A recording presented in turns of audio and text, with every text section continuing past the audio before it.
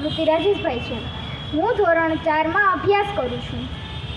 મારી શાળાનું નામ શ્રી ઝાંઝનેર પ્રાથમિક કન્યા શાળા છે। હું ઝાંઝનેર ગામના ધોરાજી તાલુકાના ઝાંઝનેર ગામમાંથી આવું છું।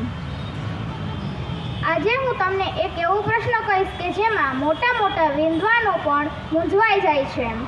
તે પ્રશ્ન એ છે કે તમારી સામે સોના મહોરનો એક ઢગલો હોય અને બીજી બાજુ જ્ઞાનનો ભંડાર હોય તો તમે એમાંથી શું પસંદ કરો? ઘણીવાર આપણને લાગે છે કે પૈસા હોય તો જ બધું મળી રહે છે। શું એ સાચું છે? તો એને દૂર કરવા હું એક વાર્તા લઈને આવી છું। તે બોધદાયક વાર્તા છે। તેનું નામ જ્ઞાન મોટું કે પૈસા છે? તો તમે બધા ધ્યાનથી સાંભળો એવી મારી નમ્ર વિનંતી। એક રાજા હતો, તેનું નામ તો હર્ષવર્ધનસિંહ હતું।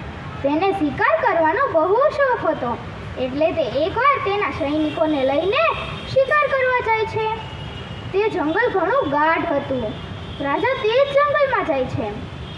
રાજા શિકાર કરતો હોય છે ત્યારે અચાનક જ વાવાઝોડું આવે છે, બધા વિખેરાઈ જાય છે। રાજાને તો આમ તેમ કોઈ દેખાતું પણ હોતું નથી।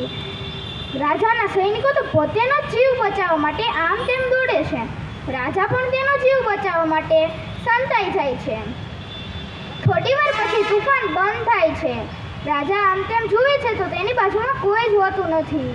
થોડી સમય પછી રાજા આમ તેમ જુએ છે તો તેની બાજુમાં એક ગામ હોય છે। રાજા તે ગામમાંથી 3 બાળકોને આવતા જોઈ જાય છે। રાજા તે 3 બાળકોને કહે છે, શું તમે મને ભોજન અને પાણી આપશો? હું ક્યારનો ભૂખે અને તરસે મરી રહ્યો છું।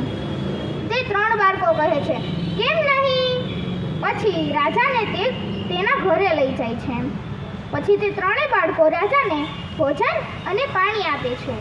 રાજા ખુશ થઈને કહે છે, હું તમારાથી ખુશ છું। મને ખબર છે, તમને ખબર છે, હું તો કર્ણાવતીનો રાજા છું। બાળકો હસવા લાગે છે। પછી રાજા કહે છે, હું તમારાથી બહુ ખુશ છું। તમારે કંઈ જોતું હોય ને તો તમે મારી પાસેથી માંગી શકો છો। 3 બાળકો કહે છે। પેલા બાળકે કહ્યું, રાજાજી મારે તો છે ને ઘણી બધી સોના મોહર જોઈએ છે। રાજાએ તેને ઘણી બધી સોના મોહર આપી। રાજાએ બીજા બાળકને પૂછ્યું, શું જોઈએ છે? બીજા બાળકે કહ્યું, રાજાજી મારે તો છે ને એક બંગલો અને ઘણા બધા ઘોડા જોઈએ છે। રાજાએ તેને એક બંગલો અને ઘણા બધા ઘોડા આપી દીધા। રાજાએ ત્રીજા છોકરાને પૂછ્યું, શું જોઈએ છે? ત્રીજા છોકરાએ કહ્યું, રાજાજી મારે તો છે ને ભણવું છે, મારે એને જ્ઞાન જોઈએ છે। એટલે રાજાએ તેના માટે એક સરસ શિક્ષકની જોગવાઈ કરી દીધી। પછી રાજા તેના મહેલમાં ચાલ્યો ગયો। ઘણા વર્ષો થઈ ગયા। રાજાને યાદ આવ્યું, અને હું જંગલમાં ગયો હતો, ખોવાઈ ગયો હતો, 3 છોકરા હતા, ચાલનાથી કેવા હશે તેની ખબર પૂછું। એટલે રાજાએ તેને તેના મહેલમાં જમવા બોલાવ્યા।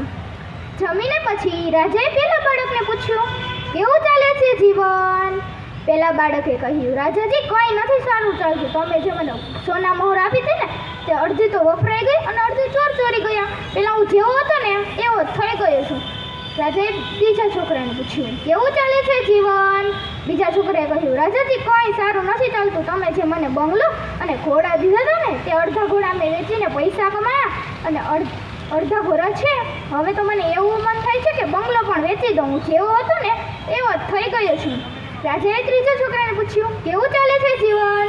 ત્રીજા છોકરાએ કહ્યું, રાજાજી મસ્ત જ ચાલે છે। તમે જે મને શિક્ષક દીધો હતો ને તે શિક્ષકે મને ખૂબ ભણાવી અને અટાણે હું તમારા મહેલમાં જ મંત્રી છું। અટાણે મને બીજાને ભાષણ દેતા પણ ખૂબ સારું આવડે છે।